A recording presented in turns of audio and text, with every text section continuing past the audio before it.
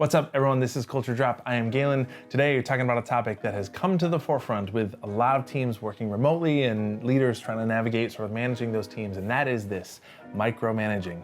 For the love of Pete, stop micromanaging people and getting in their hair and getting in their way.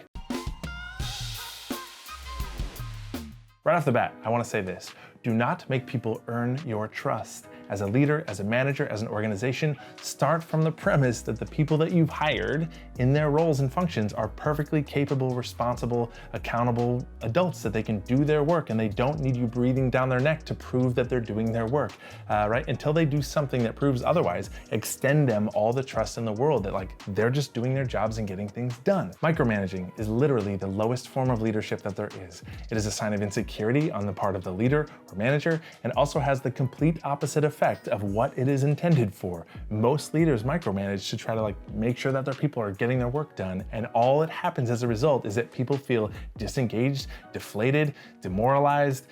It's terrible. It results in people feeling resentful that their boss is such a tool. Your people are not children that need to be babysat, and forcing them to check in and prove that they're doing work and track every movement that they have throughout the day is a waste of every single person's time. I'm gonna share 3 easy ways that you can avoid micromanaging and put some intention behind how you're leading teams and people so that they do not feel micromanaged. Number 1, ask people what they need and give them what they need. Find out from your people, do they need more communication, less communication? Basically, your job as a leader is to find out what are the optimal conditions for your employees to be the most engaged and the most productive possible, and then do every single thing in your power to give them that and create that environment for them so that they can be awesome.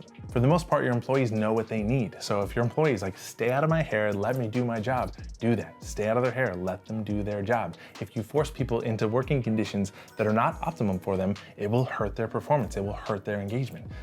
So be really conscious of that. Number 2, find other ways to measure people's performance and their productivity. It shouldn't be that if they have to prove to you by checking in with a video call every single day or tracking their movements all day long that they're getting their work done. Are they finishing projects on time? What's the quality of their work? Are they hitting goals and deadlines? And right? There's other things to measure. So reframe the way that you measure someone's productivity other than just a fake set of optics that give the illusion of them working, as opposed to really actually measuring what they're doing. Number 3, this one's critical. I think this has the potential to ruffle the most amount of feathers and do the most amount of damage as a consequence of it. And that is, do not put policies in place that punish your best performing employees for the poor behavior of your worst performing employees. Prime example, I have a colleague who works on a sales team. A while back, there were some low performing salespeople. And so what they did is they implemented this whole entire system for the entire sales department of tracking every single sales call and every single place that they went all day long. It's ridiculous. Not everybody on the team needs that kind of guidance and oversight. So the higher performing people, 80% of that team who's hitting their goals, crushing it, doing great, now has to waste all this time to fill out these logs and basically prove that they're doing their work. And that shouldn't apply to them. It's situational leadership. If you have an employee or a couple people that are low performers, address that specifically with them. Don't just put a broad policy or rules in place that punish, again, your high performers for the behavior of your low performers. It's weak sauce to do as a leader, and it's so demoralizing. It's so deflating to be I don't need to be babysat. I'm crushing my job. I'm doing my work and I'm killing it over here. So why should I be punished?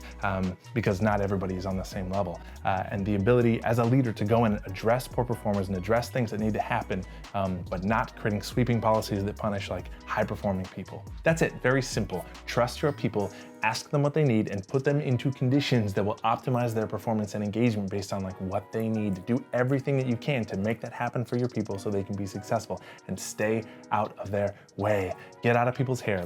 Trust them to do the jobs that you've hired them to do, and just let them do it. Let's do a little show and tell. This is my Hubble book. It's got 1 billion pictures of Hubble. You know I love space. This is a little start. Also in a CBC class, Columbia Basin College. Hi CBC, I love you guys. This was swag I got from them, and I put one of my starts in it. These are some custom Nikes right here. They say Shift Yes on the back. What else you want to know? Evil Empire, Rage Against the Machine, have this on vinyl. Radiohead. It's a mashup of Radiohead songs over Jay-Z, and they're awesome. Ray LaMontagne, Trouble, I found a Miles Davis Kind of Blue, great album, but I found that record used in a record store for like $3. It was like, looked like it had never been opened or played or touched. I don't know, I got a bunch of vinyls that I love. Cool, okay, no more show and tell. We got stuff to do, let's do stuff.